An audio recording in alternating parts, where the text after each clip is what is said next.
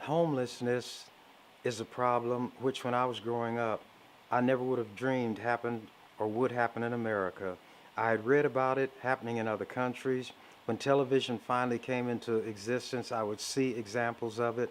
Then, when I began to see stories relating to people in America, I couldn't believe that any person would be without a home and not able to get some kind of home. But that's when I was much younger. As Billy Joel said, when I wore a younger man's clothes, we learn things, we see things, and we digest them. So, to sum up my attitude, people in this country have a tendency not to take something seriously unless it affects them directly. So, homelessness is like one of those wolves howling a great way off. And if the person is aware of it at all, the thing that goes through his or her mind is, I'm glad that it's not me. But then when that wolf is right on that person's doorstep, suddenly that person wants everybody to take his or her problem seriously and come to his or her aid, because now the wolf is a threat.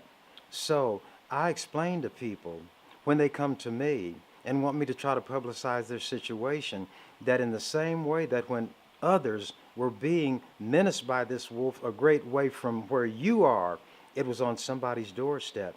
But because it didn't affect you directly, you did not respond. Well, now, in the same way that you didn't respond to that person's situation, people are not responding to yours.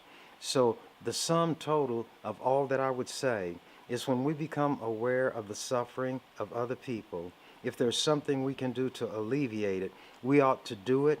And that notion that is summed up in that maxim of, I feel your pain, it would have a meaning, because I wouldn't have to have my foot crushed by a car to know what it feels like for you to have that happen. So until Americans take seriously the notion that we are our brothers and our sisters' keeper, then I think homelessness will not be addressed. None of the deep-rooted societal wide problems will be dealt with.